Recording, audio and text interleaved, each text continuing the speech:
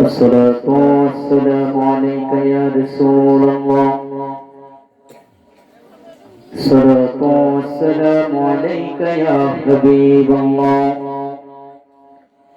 الصلاة والسلام عليك يا شفيع المذنبين.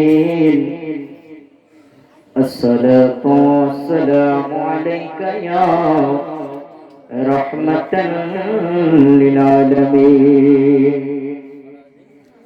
الحمد لله رب العالمين والعاقبة للمتقين والصلاة والسلام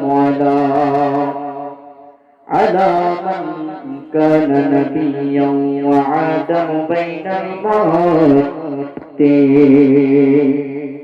سبحان الله. أعوذ بالله من الشيطان الرجيم.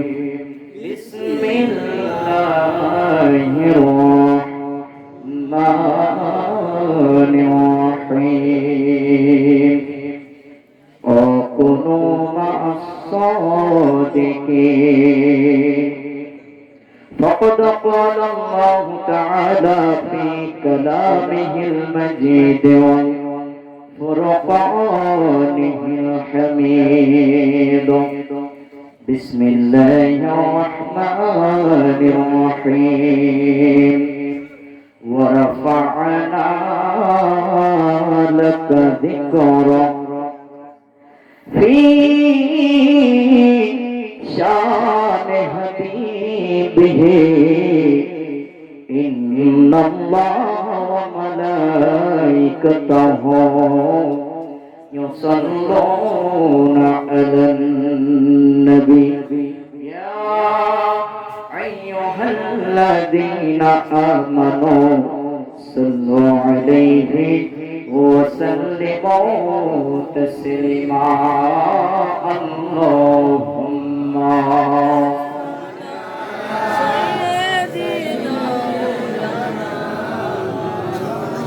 مولانا محمد وعلى آله رسول বাবা দুরূদ শরীফ পড়লে লাভ হয় না লস হয়? একটু আওয়াজ দিয়ে বলে লাভ হয় না লস হয়?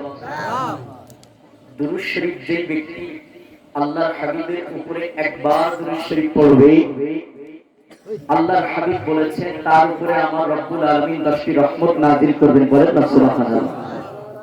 যখনই দুরূদ শরীফ পড়বেন মহব্বত নিয়ে পড়বেন। যখন দুরূদ শরীফ পড়ি আল্লাহুম্মা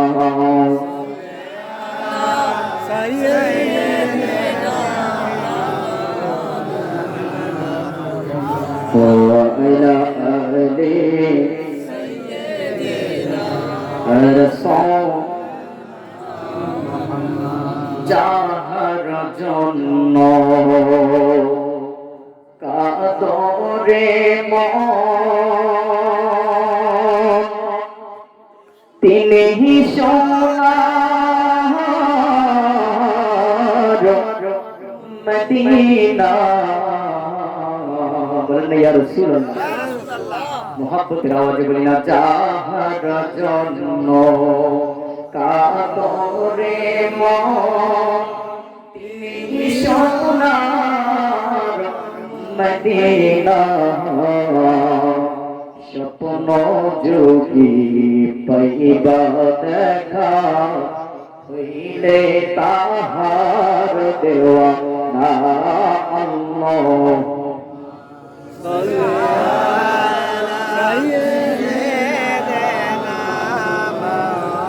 مولانا محمد وعلى آل سيدنا رسول. जिक्र करी अल्लाह अल्लाह अल्लाह ला इलाहा। জবানগুলো ছেড়ে দিয়ে জিকির করি আল্লাহ আল্লাহ লা ইলাহা। কাউসারের মালিক আপনি নবীদের সরদার তো নয়নে দেখি যেন চেহারায়ে আনোয়ার নবীজি আল্লাহ আল্লাহ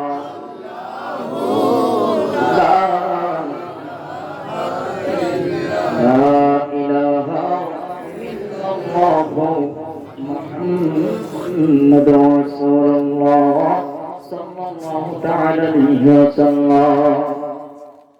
সম্মানিত হাজিরিন মহান মালিকের দরবারে কালিমাতে শুকর আদায় করি যে রব্বুল আলামিন পবিত্র একটি মাস মাহে রবিউল আউয়াল মাস শরীফ আমাদেরকে দিয়েছিলেন সেই মাসের মধ্যে যে মালিক আপনাকে আমাকে বাঁচিয়ে রেখেছিলেন কথা বলেন ঠিক কিনা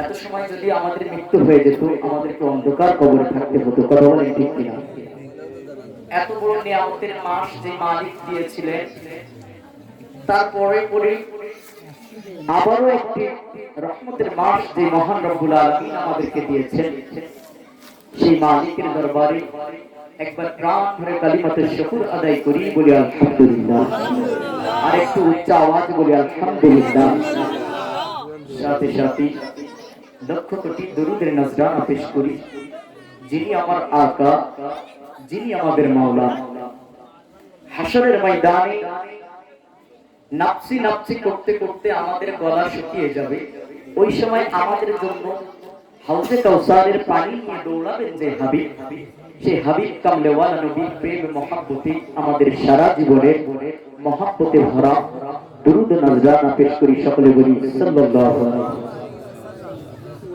বাবা যেহেতু বাড়ির মাহফিল কথা বলেন ঠিক কিনা এই জন্য আমাদের আমন্ত্রিত মেহমান আমাদের বন্ধুবর্গ আজকে যিনি এই মাহফিলের রওনা উনি এসে গেছেন উনি একটু বিশ্রাম নিচ্ছেন তো আমি পরিবেশটা তৈরি করার মতো যেহেতু আমার ওস্তাদ এত সময় কথা বলতেছিলেন তো দু একটা হাদিস শোনার দরকার আছে না কথা বলেন ঠিক কিনা এই জন্য বাবা দুইটা কথা বলে আমাদের আমন্ত্রিত মেহমান চলে আসবে তো আমরা সবাই শ্রবণ করব বাবা যে দুরূদ শরীফ পড়লে লাভ হয় কি লস হয় সেই বিষয় নিয়ে আমি একটি হাদিস শরীফ পড়ব হযরতে আবু সুফিয়ান সৌরি রাহমাতুল্লাহ আলাইহি তিনি জগৎ বিখ্যাত একজন আল্লাহর ওলি ছিলেন কি ছিলেন গভীর মনোযোগ বাবা দুরূদ শরীফের মধ্যে কত বড় নিয়ামত আমি সেই কথাটা আপনাদেরকে বুঝাইতে চাচ্ছি হযরতে আবু সুফিয়ান সৌরি রাহমাতুল্লাহ আলাইহি উনি জগৎ বিখ্যাত একজন আল্লাহর ওলি ছিলেন তো উনি একদিন খানায় কাবার সামনে উনি বসে বসে আল্লাহ পাকের জিকির করতেছেন বলেন না সুবহানাল্লাহ তো হযরতে আবু সুফিয়ান সৌরি রাহমাতুল্লাহ আলাইহি উনি যখন খানায় কাবার সামনে বসে বসে যখন জিকির করতেছেন উনি হঠাৎ করে খানায় কাবার দিকে খেয়াল করে দেখলেন যে খানায় কাবার চারিপাশে একটি যুবক দোয়া করতেছে কিন্তু তার জবানের মধ্যে শুধু দুরূদ শরীফের আওয়াজ শোনা যাচ্ছে বলেন না সুবহানাল্লাহ